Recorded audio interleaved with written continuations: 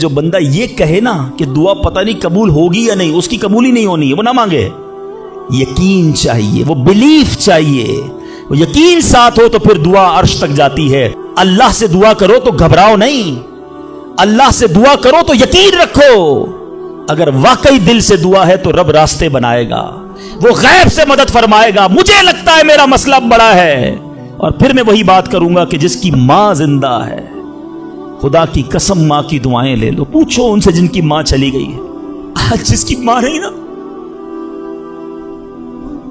وہ کس سے دعائیں کروائے، وہ کس سے التجائیں کروائے؟ سفر پہ ہوتے تھے تو پیچھے کوئی تھا جو مصلی بچھا کر دعا کرتا تھا، ہر تھوڑے دنوں بعد پیغام آتا تھا، بیٹا کدھر پہنچے، بیٹا طبیعت کیسی ہے؟ ارے ماں سوچو تو صحیح، بیٹے کا کام تھا ماں سے پوچھنا کہ ماں تمہاری طبیعت کیسی ہے، ماں پوچھتی ہے بیٹا تم کیسے ہو۔ ہم نے راتوں کو اٹھ کر ماں کو جگایا، ماں پیٹ میں درد ہے، کبھی ماں نے ہمیں بتایا کہ میرے پیٹ میں درد ہے بیٹا؟ اپنی تکلیفیں سہتی رہی، اپنی تکلیفیں سہتی رہی، مگر ہمیں راحتیں پہنچاتی رہی۔ لے لو دعائیں، یہ دعاؤں کا سائبان ہے، نہ کرو ماں کو تنگ، نہ کرو اسے پریشان، جتنی بھی بڑی پریشانی میں ہونا ماں کے قدموں میں بیٹھ جاؤ کہ ماں میرے لیے دعا کر دے۔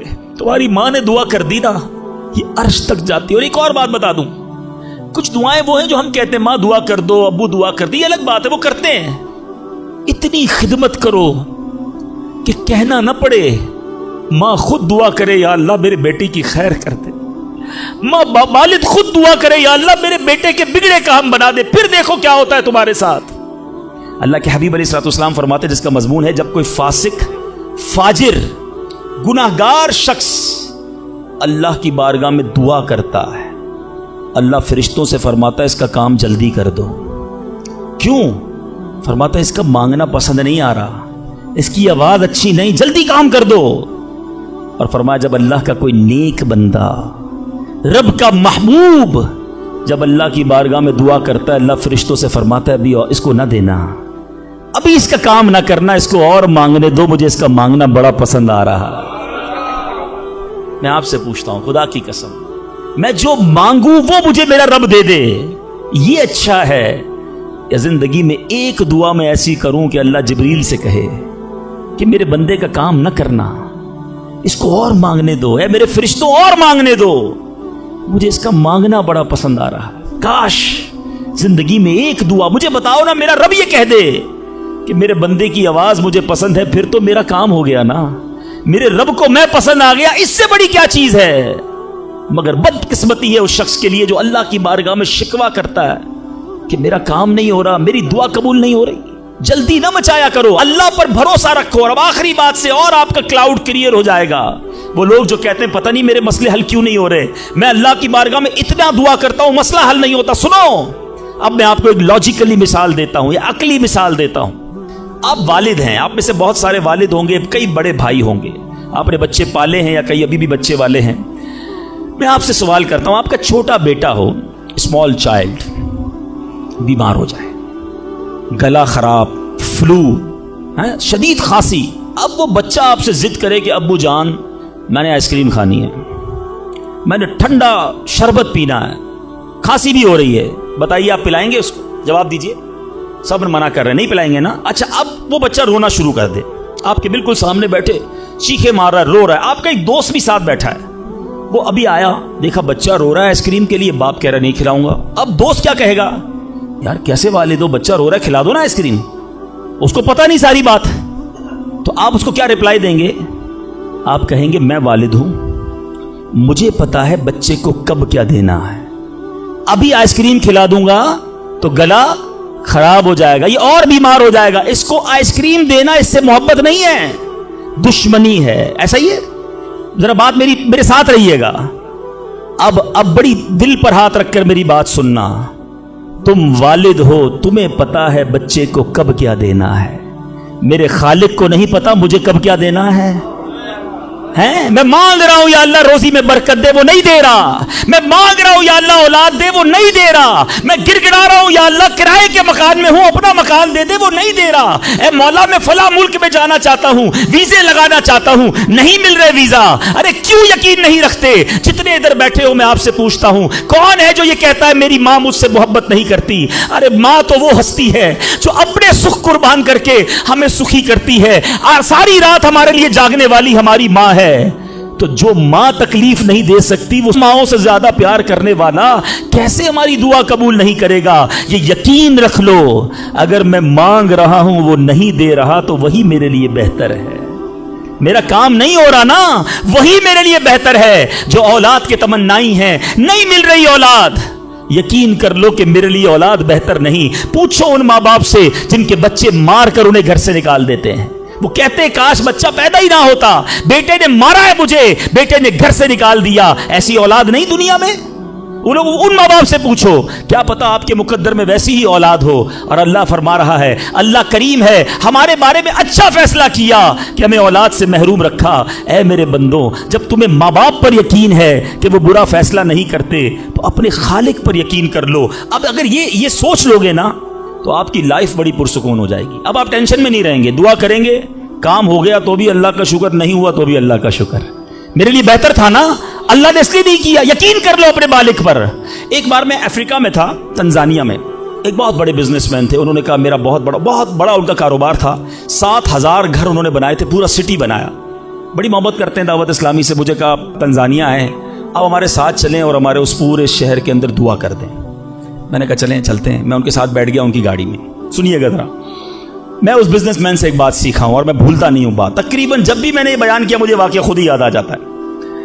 ہم گئے اس کے ساتھ، one of the biggest business man of that country, بڑا کام تھا ان کا. ہم گئے تو اتفاق تھا جو پل تھا اس شہر کو اور ان کے شہر کو ملانے والا، وہاں پہ ورک ہو رہا تھا، کام ہو رہا تھا. گاڑی رک گئی ہماری. وہ بڑا آدمی تھا، اس نے کئی لوگوں کو فون کیا، بھائی ہماری گاڑی کو نکلنے دے. کہا نہیں صاحب گاڑی نہیں نکل سکتی، پل پر کام ہو رہا ہے، ٹریفک کلوز. بہت کوشش کی اس نے، نہیں ہوا. ہم واپس آ گئے. جب ہم واپس آئے تو مجھے لگا کہ یار اس کو بیچارے کو دل چھوٹا ہو جاتا ہے نا انسان کا. بڑی محبت سے لے کر گیا اور لے ہی نہیں جا سکا. تو میں نے کہا آپ گھبرائیں نہیں، اس میں کوئی خیر ہوگی، اللہ خیر کرے گا. میں ان کو تسلی دے رہا ہوں. یار اس بندے نے جو جملہ کہا نا، وہ کہتا ہے بھائی میری زندگی کا ایک دستور ہے، جب میرا کام ہو جاتا ہے نا تو میں ایک بار اللہ کا شکر ادا کرتا ہوں، نہیں ہوتا تو 2 بار اللہ کا شکر ادا کرتا ہوں. میں شاکڈ ہو گیا. میں نے کہا آپ نے کیا کہا، ذرا دوبارہ کہیے. وہ بزنس مین ہے، مولوی، کوئی عالم دین نہیں تھے، لیکن مجھے سکھا گیا وہ بندہ. میں نے کہا دوبارہ کہیے. وہ کہتا جب میرا کام ہو جاتا ہے نا میں ایک بار اللہ کا شکر ادا کرتا ہوں، جب نہیں ہوتا تو میں 2 بار اللہ کا شکر ادا کرتا ہوں. میں نے کہا یہ کیوں؟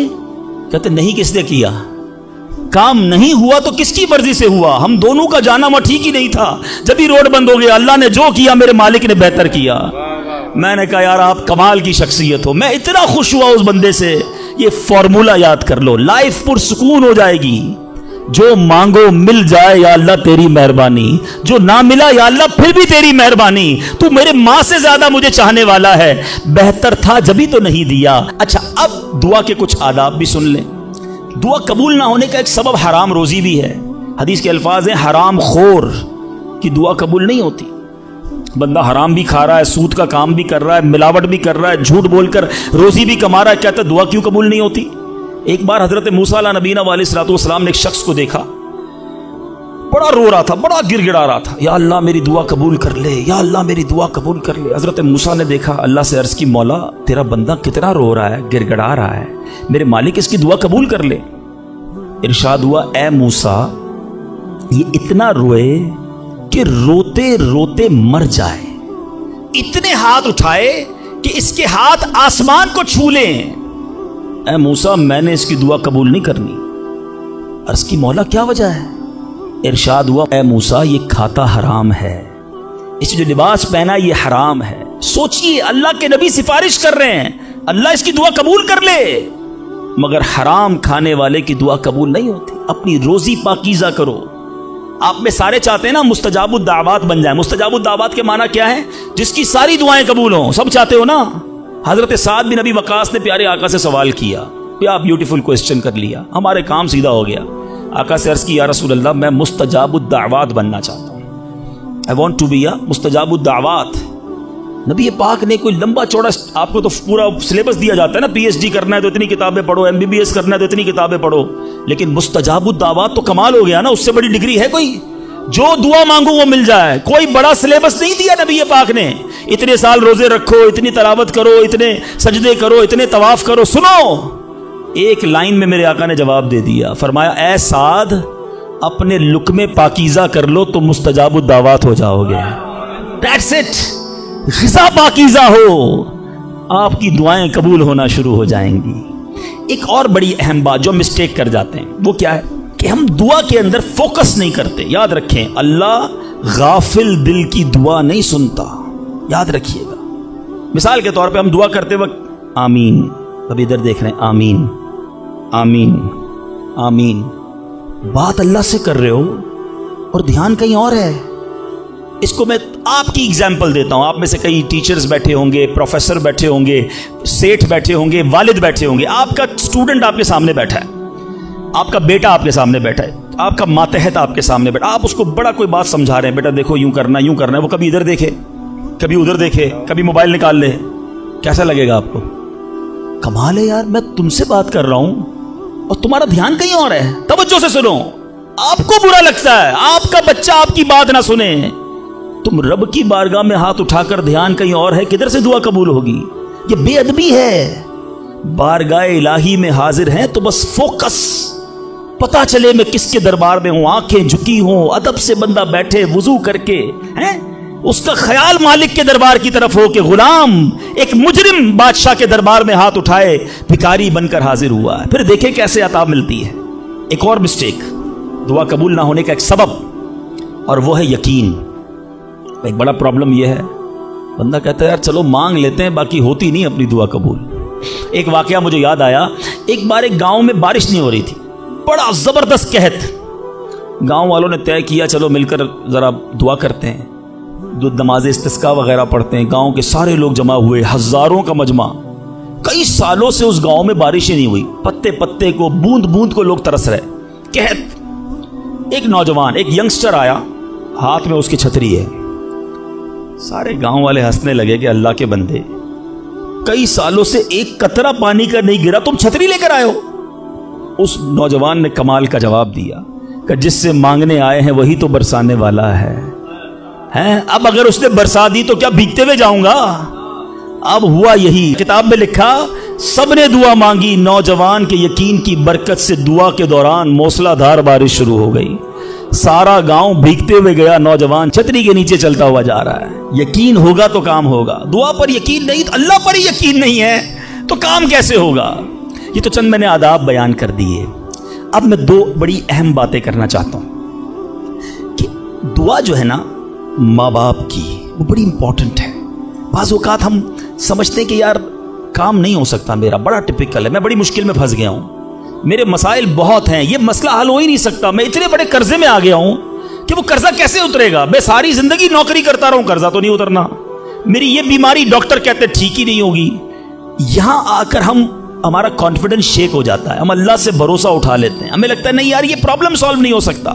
آج ایک بات سیکھ کر جانا، جو پرابلم آپ کے سامنے بہت بڑا ہے نا، وہ آپ کے لیے بڑا ہے۔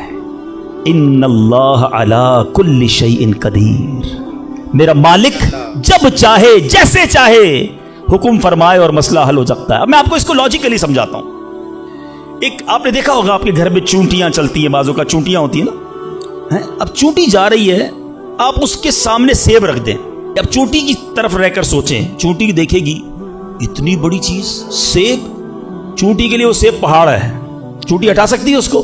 نہیں، وہ کیا کرے گی؟ کھڑی رہے گی یا تو راستہ بدل دے گی، یار اتنی بڑی